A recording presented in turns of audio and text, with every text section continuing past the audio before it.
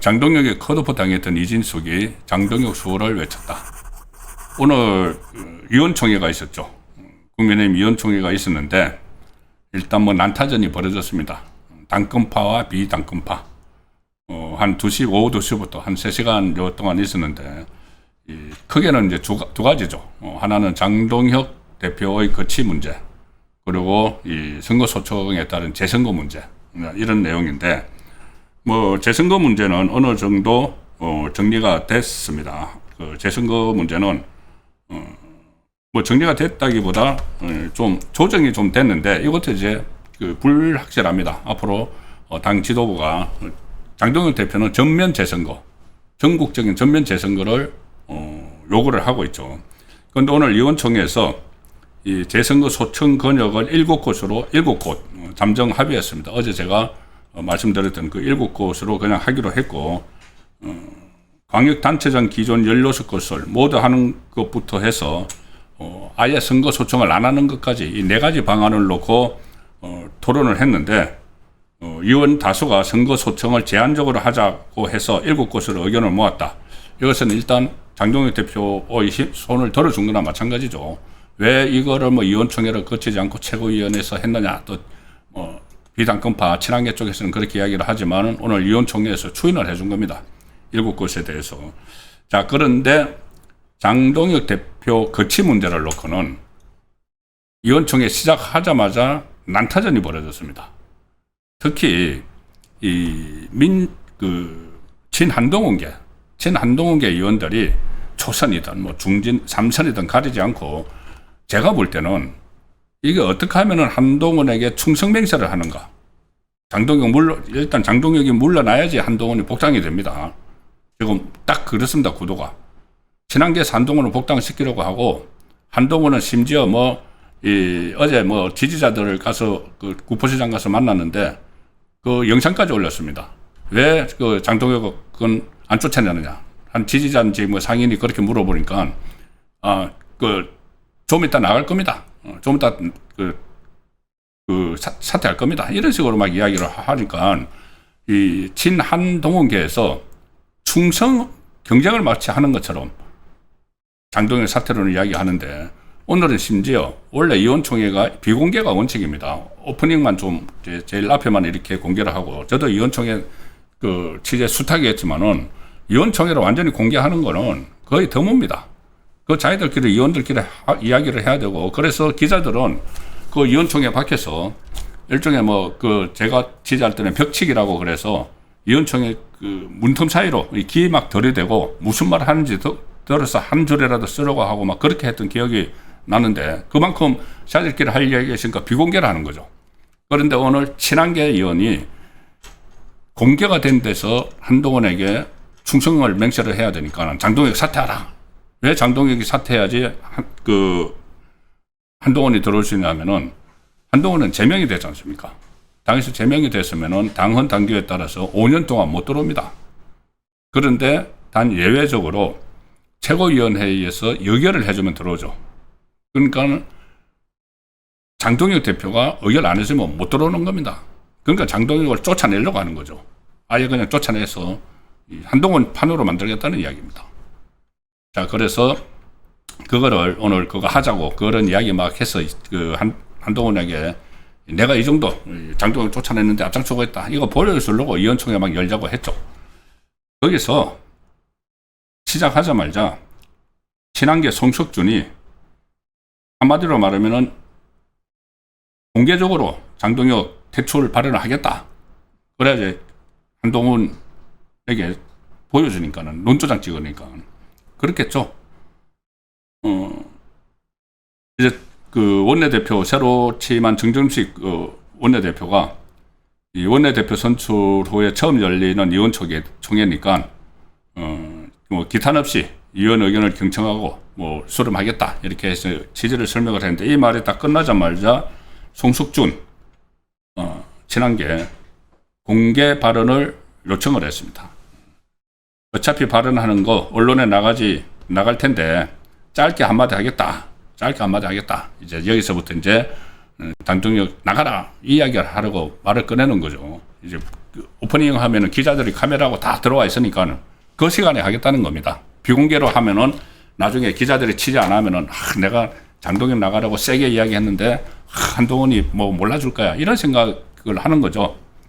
그래서 공개적으로 내가 한마디 하겠다 이렇게 하니까는 이 박준태 당대표 비서실장이 그런 말 하려면 나가서 하세요. 나가서 이렇게 뭐 제지를 하는 그런 상황도 있었고, 그러니까 송원석이 계속 이 자기가 삼천이라는 것을 내세우면서 공개 발언을 허용하지 않은 적은 없다. 지금 와서 불통에 빠져 있다. 이렇게 하면서 당이 최악의 모습이 되는 것 아니냐 하면서 계속 공개하자는 이야기를 하는 겁니다. 공개하자는 이야기. 그런데 이거 이 공개 비공개는 원내대표가 결정을 하는 것이죠. 그래서 일단 비공개에 들어갔는데, 이 비공개에 들어가고 나서 조금 전에 말씀드린 대로 선거 소청에 대해서는 이제 7곳에 하기로 원만하게 여기는 모아졌는데, 바로 비공개로 들어가니까 그 송석준 친한계가 장동혁 사태로는 이야기를 하기 시작을 했습니다. 전투에서 패하면 물러나는 게 책임형 임기제의 기본이다. 전투에서 패했다. 무조건 이제 패했다는 이야기를 하는 겁니다. 그러면은, 자꾸 친한계에서 패했다고 하는데, 그러면 민주당에서 승리했다고 막 자기들끼리 자축을 해야죠. 근데 민주당에서도 패했다고 하고 있지 않습니까? 그리고 이렇게 보기에 따라서 선거에서 이겼다고 볼 수도 있고 졌다고 볼 수도 있고 그냥 선전했다고 볼 수 있고 하면은 그 현재를 봐야 됩니다. 이제 선거는 지나갔고 현재를 보면은 잠시 후에 말씀드리겠지만은 국민의힘 지지율이 지금 민주당을 엎어버렸죠. 이재명 지지율이 추락하죠. 그리고 지금 할 일이 많죠. 그 참정권 그 집회 이런 것도 그렇고 지금 재선거도 그렇고 재선거가 또 그냥 장동현 대표가 전국 전면 재선거 이렇게 캐치프레이즈를 내걸었지만은 그것은 하나의 참정권 훼손상 사태를 해결하는 목표점으로 설정을 해놓은 거고 그건 이제 논의가 계속 이어져야 됩니다. 그런데 그런 거 없이 그냥 장동혁 쫓아내기만 하려다 보니까 송원석이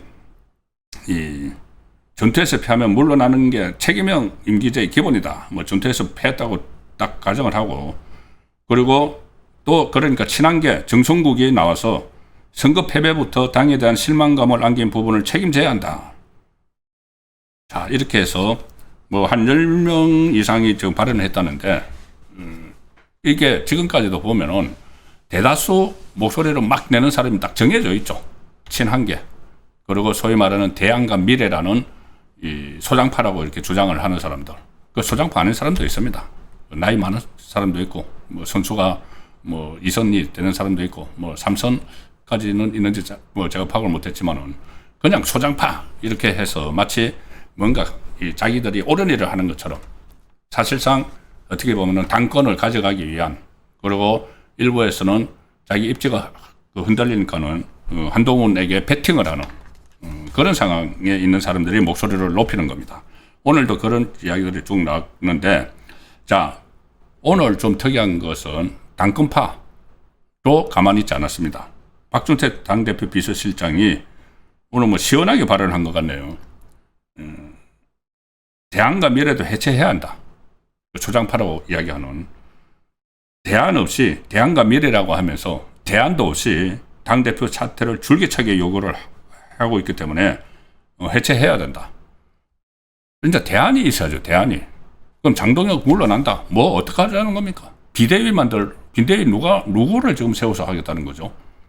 비대위 또 김종인 대리라고 오겠다는 이야기인가요? 그리고 전당대회 하면은 그러면은 결과적으로 한동훈을 다시 복당시켜서 어떻게 하든지 이 당권을 가져가겠다. 그게 이제 친한계의 생각이고 거기에 이제 줄 서는 사람들이 있는 거죠. 초선이든 재선이든 중진들도 생겨나고 있죠. 다음 공천 때 어떻게 그때 이 한동훈이 당권을 장악하고 있으면 공천 받아보겠다는 그런 심사님들인 거죠. 한동훈이 그동안 이 당에 했던, 한동훈이 뭐 보수 재건이라고 이야기하지만은 그럴 자격이 있는 사람이 아니죠. 어쨌든 한동훈 이야기는 더 들을 생각도 없고, 그 박준태 당대표 비서실장은 대안과 미래도 해체해야 한다. 대안 없이 당대표 사퇴를 줄기차게 요구만 해왔다. 무슨 뭐 새신, 소장파, 혁신파 이런 단어 사용도 자제해야 한다. 그 이야기했고, 이진숙 의원이 그전부터 계속 말이 나왔죠. 이진숙 의원이 국회로 들어가야 된다. 그래서 매기 역할을 해야 된다. 뭔가 너무 이 의기소침해 있는데 국민의힘 의원들이 좀 들어가서 좀 그 전투력을 좀 일깨워야 된다. 그런 말씀을 드렸는데, 역시 오늘 이진숙 의원이 발언권을 얻어서 이번 선거에서 장동혁 대표에게 유리한 환경이 아님에도 불구하고 선방을 했다. 이 정도면 선방이다. 그런데 왜 자꾸 사퇴하라고 하느냐. 저는 도무지 이해가 안 된다. 이런 말을 했습니다. 그리고 오늘 박대출 의원이 이 장동혁 사퇴하라고 막 이렇게 그 목소리 큰 사람들이 이야기하는데, 박대출 의원, 진주의 사선 의원이죠. 오늘 언론들이 이제 비공개로 됐으니까 언론들이 취재를 해야지 발언 내용 같은 걸 알 수가 있는 상황이죠. 박대출 의원도 아니 2018년 지방선거 결과하고 비교를 하면은 이번에는 선방한 거다.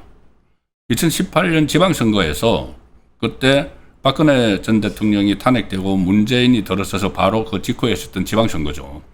그때 뭐 남북 뭐 평화무도 뭐 이렇게 해가지고 이 전쟁이냐 평화냐 뭐 이런 식으로 그 했고, 또 그때 즉패몰이를 막 했죠.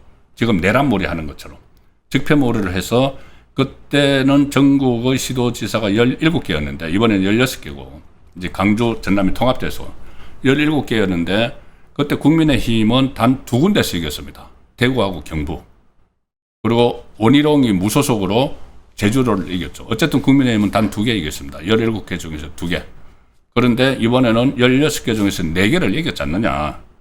그때하고 비교하면은 이번에는 선방했다. 더 이상 뭐 사태 이런 거 좀 이야기하지 말고 좀 앞으로 나가자. 이런 의견을 제시를 했습니다. 물론 여기에 대해서 사퇴를 해야 된다는 그 목소리도 여전히 오늘 의원총회에서 컸다고 합니다. 자, 그리고 이진숙 의원이 오늘 이 의원총회에서 발언하기 전에 또 이 YTN 라디오에 출연을 해서 말을 막 쏟아냈습니다. 거기에 보면은 어떤 이 재선거 문제나 여기 또 장동혁 대표의 거취 문제에 대해서 장동혁 대표에게 힘을 실어주는 그런 상황입니다. 일단 그 기사 내용을 하나 소개해 드리겠습니다. 데일리한 기사인데, 장동혁 사퇴 반대론 고개 드나, 이진숙 선거 선방했는데 사퇴할 이유가 없다. 그러니까 지금까지는 장동혁 사퇴를 반대하는 게 이제 그 당직자들, 그 뭐 김민수 최고위원이나 아니면 박준태 조금 전에 말씀드린 이 비서실장이나 뭐 대변인이나 소위 말하는 당직을 맡고 있는 일부 사람들이 왜 지금 사퇴할 시점이 아니다는 이야기를 해왔고, 다른 사람들은 어떻게 보면은 친한계, 대안과 미래의 기세에 막 눌려가지고 제대로 목소리를 못 냈죠. 그런데 이제 목소리를 내기 시작을 했다는 이야기입니다. 조금 전에 말씀드린 대로 이 박대출 중진 의원이죠. 박대출 의원도 그런 목소리를 냈고, 이진숙 의원이 이것을 이제 좀 끌어내는 그런 분위기가 되고 있습니다. 오늘 YTN 라디오에 출연해서 장동혁 대표는 전혀 사퇴할 이유가 없다고 생각한다. 지금 6.3 지방선거에 대해서 패배했다고 하는데, 패배했다고 대법원 판결을 받았느냐, 헌법재판소 결정을 받았느냐, 왜 자꾸 패배했다고 하느냐, 뭘 근거로 패배했다고 하느냐는 이야기죠. 그리고 이재명 정권 집권 1년 차라는 이 여당의 이 유리한 상황, 완전히 기울어지는 운동장, 언론도 그렇죠. 언론도 이번에 얼마나 심했습니까? 좌파 언론들. 좌파뿐이 아니고 뭐 과거에 보수 언론이라고 하는 곳에서도 정말 일방적으로 막 보도를 했죠. 이런 상황에서 이 정도면은 국민의힘이 정말 선방했다고 평가한다. 그리고 저는 누구보다 장동혁 대표에게 선한 입장이다. 선한 입장이었다. 그렇죠. 대구시장 나와서 여론조사 1위를 하고 있는데 컷오프를 시켜버렸으니까 이정현 비대위원장이 했지만은 장동혁 대표 체제에서 일어난 일이죠. 장동혁 대표가 나중에 대구 찾아가서 이 국회에 진출해서 역할을 좀 해달라는 이야기도 했다고 알려져 있죠. 그런데도 그때 이준석 위원장은 나는 대구시장을 하기 위해서 대구에서 대구 시민들이 나를 대구시장 하라고 지지를 보내는 것이지 국회의원 하라고 하는 것 아니다. 그러면서 계속 가다가 나중에는 이제 일종의 양보를 했습니다. 그래서 추경호 추경호 의원이 시장 후보로 됐고 지금 시장이 됐죠.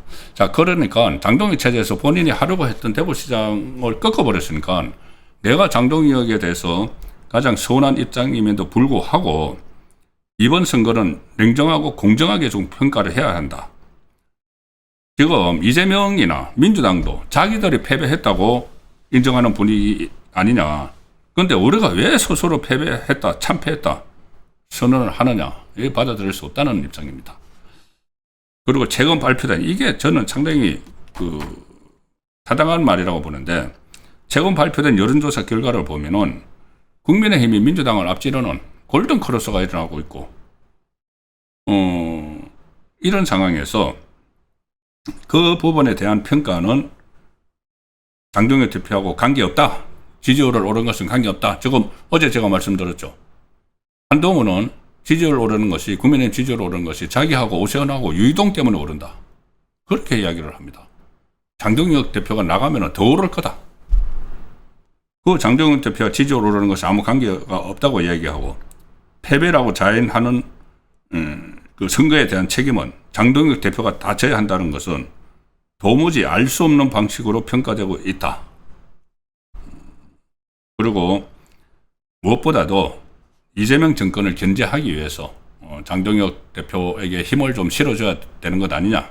지금 과연 친한계나 이쪽에서 이재명을 견제하는 그것을 말로만 아주 중요한 순간이다. 무슨 골든타임이다. 어쩌고 이야기를 하면서 실제로는 그 골든타임을 이거 내부에서 장동혁 쫓아내는데 올인하느라고 놓쳐버리고 있다는 거죠.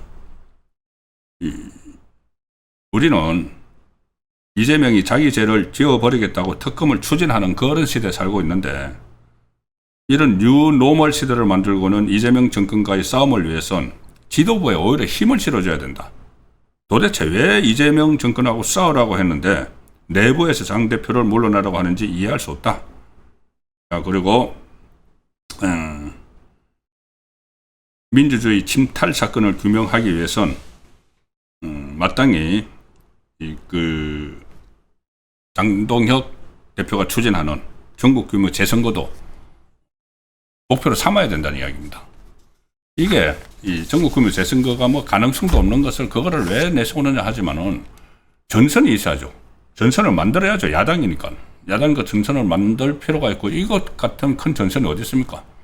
국민 참정권이 완전히 나중에 제가 말씀드리겠지만 별일이 다 지금 벌어지고 있는데 이걸 이재명 정권이 계속 유야무야 덮어버리려고 특검도 안 하고 하는데 거기에 그거 공격에 초점을 맞춰서 대여 투쟁을 해야지. 그거는 지금 친한계 지금 아직도 안 갔을 겁니다. 배현진하고 박종훈 송파 잠실에 집회가 열리고 있는데 지역구 오면서도 그 외면을 하고 있습니다. 한동훈도 거기에 대해서 제대로 정확한 말을 안 하고 있죠. 그게 이제 자기들에게 내부적으로 불리한 이슈니까.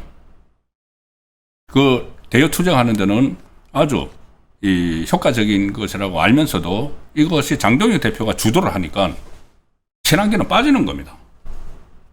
이런 상황이 과연 보수 재건을 위한 것이냐? 이것은 말 그대로 개파 재건을 하고 있다는 방정이죠. 자, 오늘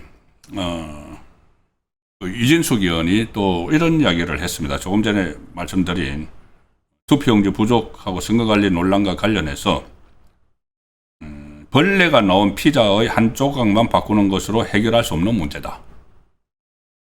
전면 재선거를 해야 된다는 겁니다.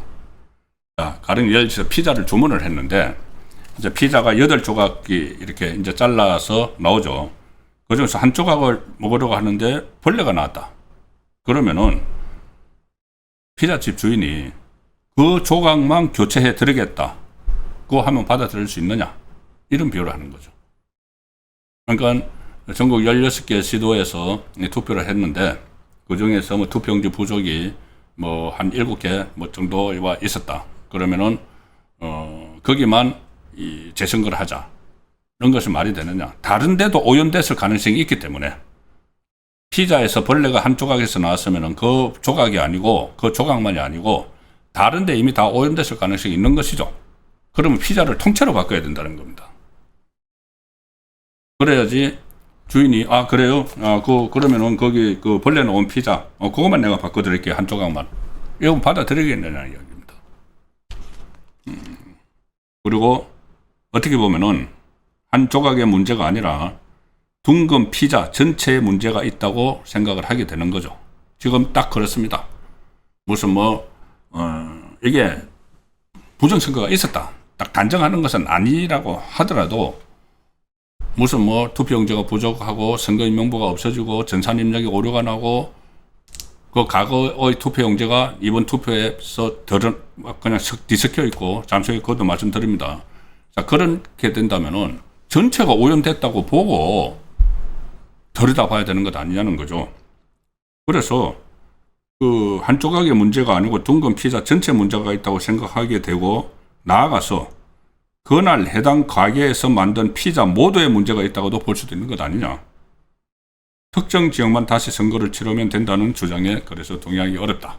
이런 입장도 내놨습니다. 실제로 그 갤럽 조사, 지금 좌파에서 갤럽 조사 많이 인용을 하죠. 그 갤럽 조사 보면은 지난 금요일 날 발표된 갤럽 조사 전면 재선거 여기에 대해서 44%가 찬성하고 48%가 반대해서 별 차이가 없습니다. 그리고 특히 여기에 민감하게 지금 집회에 나가고 하는 20대 같은 경우는 67%가 전면 재선거, 30대도 62%가 전면 재선거를 해야 된다. 그러니까 이것은 나중에 전면 재선거는 이 법원의 그 판단에 의해서 나오겠지만은 일단 그 가능성, 다른 곳의 선거도 다 오염됐을 가능성을 열어두고 해야지 특검을 하게 됩니다. 특검도 하고 지금 국정조사는 하기로 했지만 국정조사 수사권이 없으니까는 무슨 성과 낼지 모르죠. 그러니까 특검을 하기 위해서라도 이런 이 구호가 최종 목표가 필요한 것이고 특히 이 특검을 하게 되면은 이재명의 공소취소 특검을 병행하기가 어렵죠. 이재명 공소취소 특검 200일 동안 380억 혈세 들여가지고 370명 동원해서 하는 그 특검을 하기 어려워집니다. 그래서 이재명은 계속 합수본 띄워가지고 특검 안 하려고 하는 거죠. 자, 그래서 그런 것까지 다 염두에 두면은 특검을 쟁취하기 위해서라도 전면 재선거 구호가 절대 필요하다는 이야기입니다. 살펴봐야 되는 거죠. 다른 곳에 다 오염이 되지 않았는지. 예. 그 내용 오늘 일부에서 말씀을 드렸습니다. 예.